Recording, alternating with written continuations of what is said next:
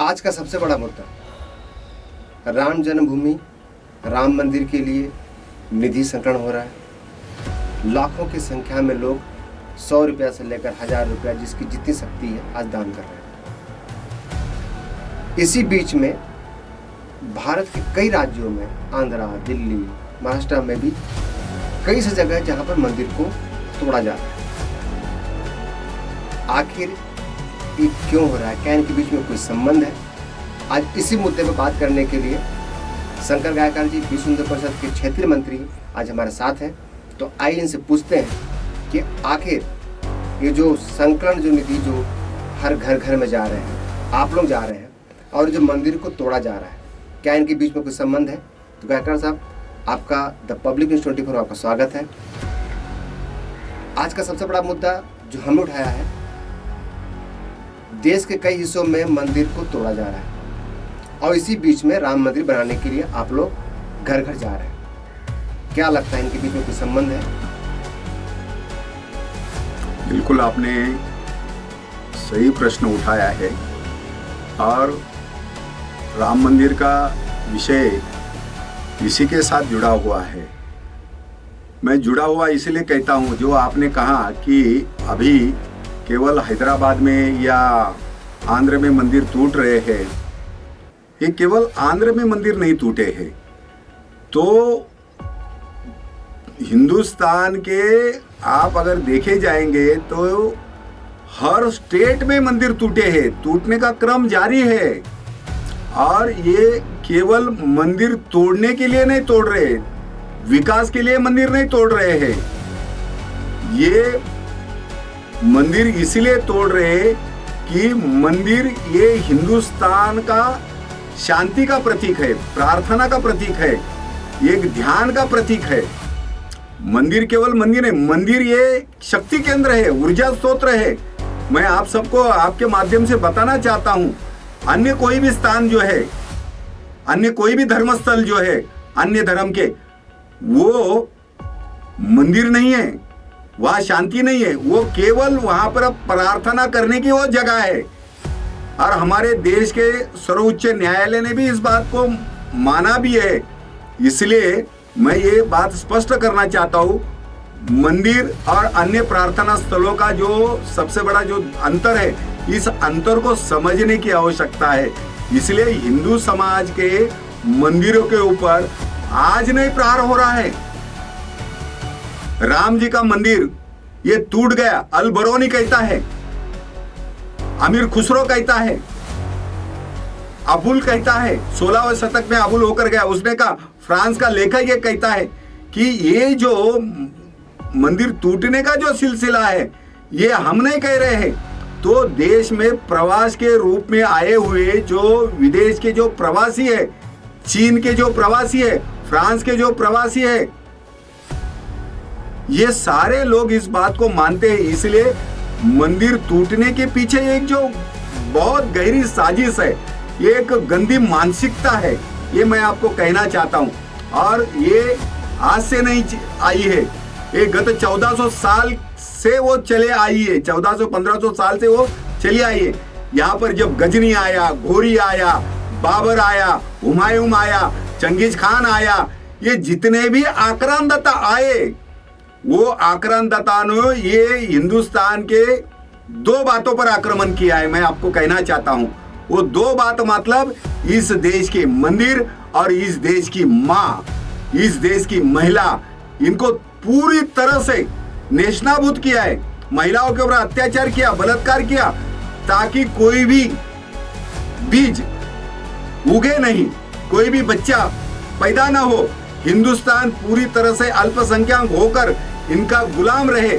इसलिए वो प्रजा निर्माण ही नहीं हो, इस प्रकार का एक षड्यंत्र। इसलिए मंदिर और महिला, माता, ये हर समय इस देश में हजारों सालों से इसके ऊपर प्रहार होते आए हैं। और ये प्रहार के पीछे की जो मानसिकता है, वो जिहाद की मानसिकता है। जिहाद की मानसिकता यही कहती है, और आंध्र में हो रहा है, यही हो रहा है। क्यों? तो वो इस देश के अंदर की अस्मिता को, इस देश के प्रार्थना को, इस देश के श्रद्धा को, यही अयोध्या में जो हुआ, यही हुआ। हमको इतना साल का मतलब आपको 500 साल का युद्ध लड़ना पड़ा अयोध्या में। क्या कारण है अयोध्या में लड़ना पड़ा? इसका कारण ही यही है कि हम अपने भगवान को पाना चाहते हैं। अविरत चला हुआ यह युद्ध है। आजकल 40-50 साल का युद्ध नहीं, 500 साल का इसका इतिहास यह कहता है, अविरत चला हुआ। देश के स्वतंत्रता का युद्ध हम जो कहते हैं, देश का स्वतंत्रता का युद्ध 150 साल चला, लेकिन एक धर्म के लिए, अपने परमात्मा के लिए, अपने भगवान के लिए इतना बड़ा युद्ध दुनिया में कोई भी ईश्वर के लिए नहीं लड़ा गया। ये केवल राम जी के लिए लड़ा गया। क्यों लड़ा गया, इसके पीछे का अर्थ हम सब ने समझना चाहिए। और मैं आज जो इस राम जन्मभूमि का निर्णय आने के बाद में भी आज पूरे भारत भर में नहीं तो विदेश में भी एक अभियान के माध्यम से जो जागरण का क्रम चला है, हर व्यक्ति को हमने आह्वान किया है। और हम सबको याद होगा कि जब निर्णय आया 9 नवंबर को, हमारे उच्चतम न्यायालय ने निर्णय दिया 14,000 वर्ग फीट की भूमि जब हमको अधिकृत रूप से सौंपी गई, जो 500 साल का पड़ा हुआ जो संघर्षरत हिंदू समाज है उसको न्याय मिला। ये इतिहास के अंदर सुवर्ण अक्षर से लिखने वाला क्षण है। और उसके बाद में 5 अगस्त का भी वो क्षण है जिस दिन राष्ट्र का वहां पर शिला पूजन हुआ। राम जी का शिला पूजन मतलब राष्ट्र का शिला पूजन हुआ है कि वो एक संदेश गया, वो संदेश गया कि अब कोई हमारे मंदिर के ऊपर हमला नहीं कर सकता, अब कोई हमारे देवता का अपमान नहीं कर सकता।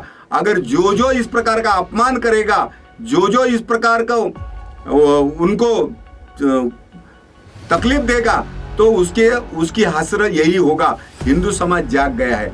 और मैं इसी जागरण के कारण मंदिर के लिए, मेरा सवाल गायकर साहब वही था। अभी जो लोग बोल रहे हैं कि आप इससे पहले भी राम मंदिर के लिए चंदा हुआ जिस समय आंदोलन चल रहा, तो आज आखिर जरूरत क्या पड़ गई और ये लोग क्यों चंदा ले रहे हैं? ये आज सब लोग सवाल पूछ रहे हैं। नहीं, उन्हीं लोगों को मैं जवाब देना चाहता हूं। ये जब से ये आंदोलन प्रारंभ हुआ है, आप सबको मैं कहना चाहता हूं, ये आंदोलन जब 86 में प्रारंभ हुआ, वहां का व्यक्ति शुक्ला जी आज 35 साल का है। जिस दिन ये ढांचा गिरा वो व्यक्ति आज 25 साल का है। उनको इतिहास पता नहीं, एक बात। दूसरा ऐसा है कि आज जो हम उस समय से ये चंदा नहीं जमा कर रहे, ये समर्पण है। समर्पण अलग है, चंदा ये अलग है। हाँ, लोग स्वयं होकर देते हैं। अरे रास्ते का भिखारी भी हमको चंदा मांग कर समर्पण कर रहा है। अन्य सारे धर्म के लोग इसको समर्पण कर रहे हैं। और ये समर्पण का भाव जो है, मैं इसलिए आपको स्पष्ट करना चाहता हूं, 82 से लेकर जब ढांचा गिरा 92 में ढांचा गिरने के बाद में, तब से लेकर आज तक लोगों ने 1-1 रुपया देकर शिला पूजन करके जो पैसा दिया है, करोड़ों रुपया दिया है, वो अब तक वो काम कभी रुका नहीं। 92 के बाद में जो काम प्रारंभ हुआ, जो हजारों लाखों जहां से राजस्थान से पत्थर लाए गए, हजारों परिवार वहां पर भंडारा चला, वहां कभी भी सेवा रुकी नहीं है। इसका करोड़ों का हिसाब है। और ये सारा करोड़ों का हिसाब सभी अभी जो संस्था बनी है, नए तीर्थ क्षेत्र सरकार को हमने वो सौंप दिया है।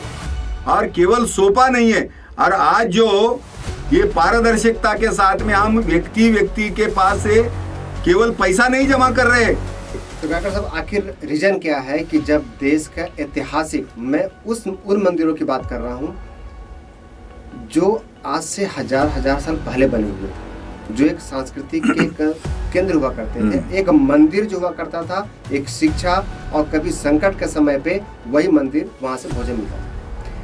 उन ऐतिहासिक मंदिरों को जब तोड़ा जाता है तो फिर यहाँ के जो यहाँ पर समाज में पूरे भारतीय लोग हैं, फिर लोग उनके खिलाफ में या उनको बचाने के लिए आगे क्यों नहीं आ पा रहे? कि आगे चलकर इस देश में, पहली बात है कि इस देश में और कोई मंदिर तोड़ने की हिम्मत नहीं करेगा।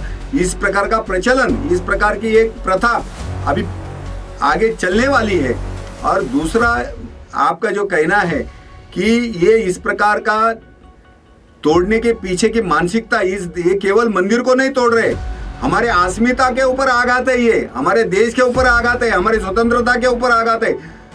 हजारों सालों से जो इस्लाम नहीं कर पाया, ब्रिटिश नहीं कर पाए, आज वो हमारे जिस प्रकार के इस देश के अंदर ऐसे शिक्षा नीति, राजनीति जो चल रही है, उसके कारण ये मंदिर टूट रहे हैं। और आज इसलिए मैंने कहा कि अब युवा जग गया। राम जन्मभूमि का सबसे बड़ा संदेश है कि अब वो युवा जग गया है। वो युवा आज गर्व के साथ 40 साल के बाद का युवा जो है ना, 40 साल के अंदर का युवा, आज ही पहले कोई नहीं बोलता था कि गर्व के साथ को हम हिंदू है, कोई अपने महापुरुषों का भी नारा नहीं लगाता था। जय श्री राम भी, आज भी जय श्री राम कहने में आप बंगाल में देखोगे आज भी अपराध माना जाता है। वहां पर जय श्री राम कहने के ऊपर आज भी केस दर्ज होती है। ये जो है ना, एक जो हुंकार जो है, एक मुक्तता का हुंकार है, अपने प्रभु के गान का हुंकार है। वो गान का हुंकार जो मिला है, ये राम जन्मभूमि के कारण मिला है। 2025 में संघ की शताब्दी हम मनाने जा रहे हैं, और उस समय आप सारे देशवासियों को ये जो मंदिर की अपेक्षा है, जो विचारों की अपेक्षा है, वो सांस्कृतिक धरोहर की जो लोग बहुत दिन से राह देख रहे, वो सांस्कृतिक धरोहर आपको अयोध्या में देखने की मिलेगी। और अयोध्या ये दुनिया की वो अयोध्या रहेगी कि जिसको लोग देखने के लिए लालायत हो गए। ये आपको आपके चैनल के माध्यम से मैं कहना चाहता हूँ। कायकर साहब, एक और चल रहा है, अभी आप कुछ दिन पहले एक देखे होंगे कंट्रोवर्सी, तांडव मूवी। तांडव मूवी सिर्फ एक छोटी फिल्म है, उसके अलावा भी कई ऐसी मूवी बने हैं जिसपे एक हिंदू धर्म पे हमेशा चोट किया जाता है। आखिर कारण क्या है कि ये जो फिल्म के वाले जो लोग हैं, जो बॉलीवुड के लोग हैं, उनको सिर्फ एक ही धर्म मिलता है, उनको दूसरे धर्म पे फिल्मों इस कटाक्ष में क्यों नहीं बनाते? नहीं, वो हिम्मत ही नहीं करेंगे। ये मैंने वही कहा ना कि इस देश में एक ऐसी एक चाल चली है, एक ऐसी गैंग खड़ी है, एक विकृत संस्कृति वाले लोग जीवित है पैसे के लिए, जिन्होंने अपने मतलब क्या क्या करेंगे पता नहीं है। और एक जो बात है, इसके लिए ये जानबूझकर हिंदू समाज सहिष्णु है। जैसे मैंने राम जन्मभूमि के बारे में भी कहा, और ये सहिष्णुता का एक कारण है जो बार बार हमारे ऊपर प्रहार करने का प्रयास करते, लेकिन इस देश का तरुण जाग गया। उसका कारण ऐसा है कि 70 साल जिन लोगों ने हमारे ऊपर राज किया, उन्होंने हमारे आत्मा को कभी झंझोड़ा नहीं, हमारे आत्मा को कभी चेतना से भरा नहीं। हमारे इतिहास में कभी हमारे राष्ट्र पुरुषों को एक पन्ने में दफना दिया। एक एक पन्ने का इतिहास, छत्रपति शिवाजी महाराज का इतिहास, रामायण, महाभारत, जो ऊर्जा देती है, जो प्रेरणा देती है, जो चेतना देती है, इनको एक एक दो दो पन्ने में इन्होंने समेट लिया। कॉलेज में जो मार्स का इतिहास पढ़ाया गया, हम किन वीरों के पुत्र हैं, हमारा कुल, हमारा खानदान किसका है, ये कभी बताने की जरूरत नहीं समझी। आज ये सरकार ये बताने का प्रयास कर रही है। प्रयास मैं बोल रहा हूं, ये भी सरकार सफल नहीं हुई, ये प्रयास कर रही है, लेकिन प्रयास भी बहुत जरूरी है। किसी व्यक्ति ने एक कदम आगे बढ़ाना, वही प्रयास के कारण आज हमारे ये जो लोग जिस प्रकार के हमारे देवताओं का जो अपमान कर रहे हैं, इनके अंदर अगर हिम्मत है तो इन्होंने अन्य धर्म के जो परमात्मा है उनका अपमान करके दिखाए। इनके अंदर हिम्मत है क्या? और वो ऐसे लोग हैं, और मैं उनको आपके चैनल के माध्यम से पहली बार मैं चुनौती देता हूं और उनको चेतावनी भी देता हूं कि आपको मालूम होगा इस देश के अंदर ये खूंखार भेड़िया भी था, MF हुसैन, और उसको यहां से भगाने का और केवल काम बजरंग दल ने किया है, और उसका साक्षीदार मैं हूं। उसको आखिर तक हिंदुस्तान की जमीन भी उसको मिलने नहीं दी हमने। ये सब लोग जो अपमान कर रहे हैं ना, इन्होंने ये ध्यान में रखना चाहिए, ये बजरंग दल की चेतावनी नहीं, इस देश के हर युवाओं की चेतावनी है, हर युवाओं का वो स्वर है, उन्होंने ध्यान में रखना चाहिए। अधिक समय ये तुम्हारा ड्रामा नहीं चलने वाला है। और आज जो हो रहा है, हम तो केवल इनके ऊपर केस में, कोर्ट में केस तो लड़ेंगे ही लड़ेंगे, लेकिन इसके साथ साथ अगर कहीं इन्होंने भी सोचने की आवश्यकता है, अगर ये परिवर्तन इन्होंने अपने आप में नहीं लाया तो इस देश का युवा ये अधिक दिन सहन नहीं करेगा। तो जैसा आपने सुना, तो ये जो मंदिर को तोड़ना, इसके पीछे भी एक साजिश है। अब मैं उस मंदिर की बात कर रहा हूँ जो ऐतिहासिक मंदिर थी। गायकर साहब ने पूरी एक बात बताई, और दूसरे मुद्दे पे, हर एक मुद्दे पे हम बात करते हैं। अलग अलग हमारे जो गेस्ट होते हैं, हम उनको बुलाते हैं। आप 2025 में हम एक नए भव्य निर्माण, एक श्री राम जी की हम लोग मंदिर देखने वाले हैं, जो सिर्फ भारत देश में बल्कि पूरे विश्व के लिए एक आध्यात्मिक, एक सांस्कृतिक केंद्र बनेगा।